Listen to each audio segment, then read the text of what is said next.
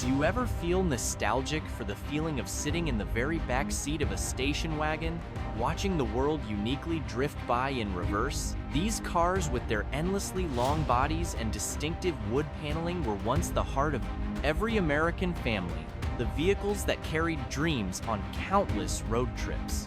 From the depot hacks of the early 20th century to the icons of the 70s, the station wagon was once the king of the road. But then, they quietly vanished.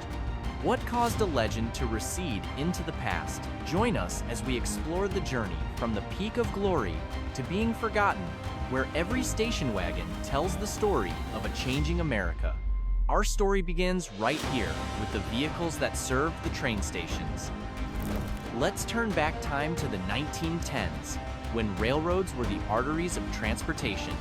Passengers disembarked with cumbersome luggage, and the concept of Uber didn't exist yet. This was when the depot hacks were born. Crude vehicles tasked with shuttling passengers from the train station.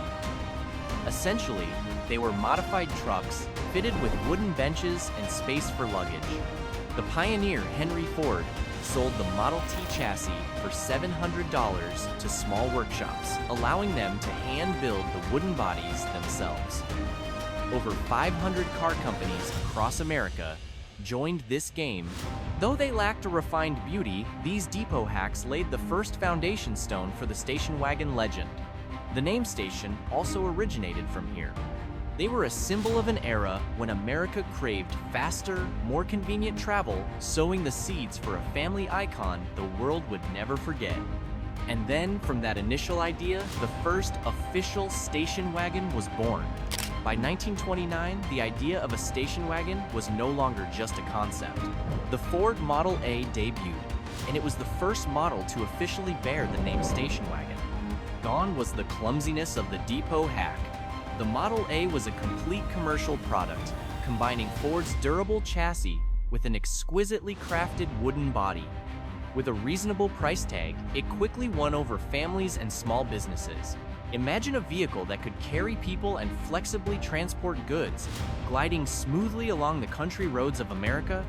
This was the turning point, transforming the station wagon from a station utility vehicle into every family's companion.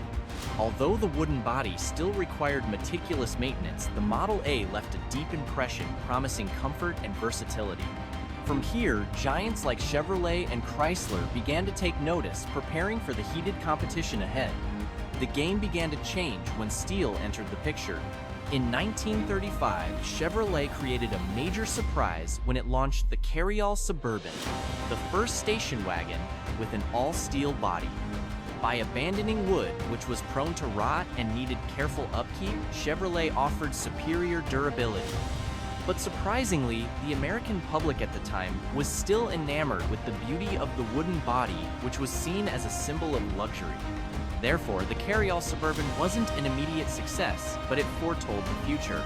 The steel body was lighter, cheaper to produce, and didn't need to be varnished every year. Chevrolet had paved the way for modern wagons, even if it took a decade for the market to catch up. The Suburban was like a prophecy. The era of wood was nearing its end, and a new age of durable, practical vehicles was ready to begin. That was also when the woody wagons rose to prominence and became symbols of luxury. The 1930s and 1940s were the peak era for splendid woody wagons. Ford led the trend with its factory in Michigan, using wood from its own forest near Lake Superior.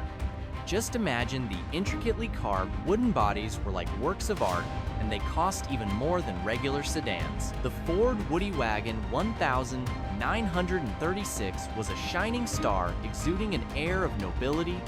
However, luxury always comes at a price. The wood needed regular polishing inspection for termites and tightening of its joints. Owning a Woody wagon was like caring for a high-maintenance pet. Nevertheless, they remained status symbols highly favored by the elite. Woody wagons didn't just carry people, they carried the dream of a prosperous America. After World War II, a familiar name wrote the next chapter. After World War II, in 1946, Willys, the brand synonymous with the legendary Jeep, changed the game with the Willys Jeep station wagon. This was the first all-steel wagon designed specifically for families.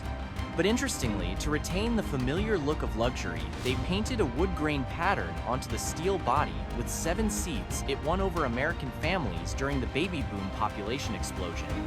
The Willys was not only durable, but also incredibly practical, with enough room for the whole family luggage and camping gear. Without the need for the fussy maintenance of a wooden car, it was every family's dream. Sales exploded, signaling the end of the real wood era. The Willys Jeep station wagon became a symbol of a new America, practical, dynamic, and ready for long journeys. And so, the golden age of the station wagon officially began. Entering the 1950s, 1970s, the station wagon truly reigned supreme. In 1958, they accounted for 17% of the car market, and by 1976, there were 62 different models available. These were the land yachts like the Ford Country Squire, which was over 18 feet, about 5.5 meters, long, even larger than many modern SUVs. They could carry up to 9 people and a massive amount of luggage. The variety was astounding, from 2-door and 4-door models, with or without pillars, to 3-row seating, and even GM's unique clamshell tailgate. This wasn't just a car. It was a symbol of an entire era tied to suburban homes, the interstate highway system, and large families.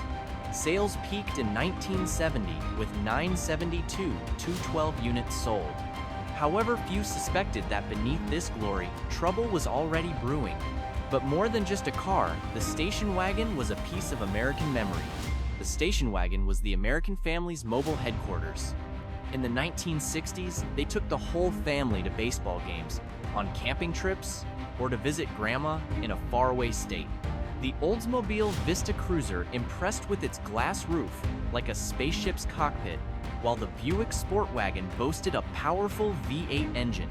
The rear-facing wayback seat was a paradise for kids, where they could freely make funny faces at the cars behind them. The marketing strategies were also incredibly clever. Ford called its product the Country Squire, while Chrysler proudly used the name Town and Country.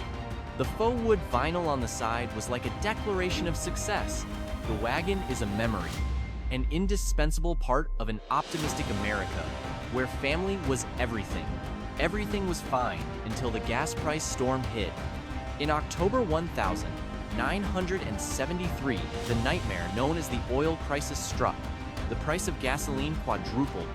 Gas guzzlers, like the Chevrolet Caprice wagon, getting about 10 mpg, or 23 to 28 liters, 100 kilometers, suddenly became a financial burden. Who could drive a giant machine with peace of mind when their wallet was emptying? Wagon sales plummeted. New emission standards further reduced the power and efficiency of V8 engines. The oil crisis was the first blow, but the real enemy, the one that would deliver the final blow to this legend, was still on the horizon. And then, new rivals began to appear, putting the station wagon in a difficult position. In 1984, Chrysler delivered the decisive blow. The Dodge Caravan, the first minivan. More compact than a wagon yet, with a more spacious interior, convenient sliding doors, and a car-like driving feel, the minivan quickly won the hearts of suburban mothers. That same year, the Jeep Cherokee was launched, paving the way for the SUV era. With its adventurous style, the Cherokee was like a statement, "I'm not your father's wagon." SUVs and minivans made the station wagon seem obsolete, a relic of a previous generation. The baby boomer generation didn't want to be like their parents. They chose SUVs to feel more powerful and secure. The station wagon lost not just in terms of function, but also in terms of image. Finally, the inevitable happened, and the wagon's legacy came to a close. By 1996, America's last full-size station wagons, the Chevrolet Caprice and Buick Roadmaster, officially ceased production. Today, very few wagons remain, mostly from European brands like the Volvo V90, and they often go by names like Estate or Touring to avoid old-fashioned connotations. There's an irony in the fact that popular crossovers like the Subaru Outback or Honda CR-V are fundamentally just lifted wagons. Subaru was very clever to market the Outback as an SUV, and it sells like hotcakes. We have lost the pure practicality and the distinct personalities that each wagon once offered. The station wagon will forever be a memory of an optimistic and practical America. But in a world dominated by SUVs, does this legend have any chance of a comeback? The station wagon, a legend of the American family now, a part of our nostalgia. If you enjoyed this story, subscribe to discover more emotional automotive journeys. Share your memories of your family's wagon in the comments below, and let's see what the future holds for these long-bodied cars.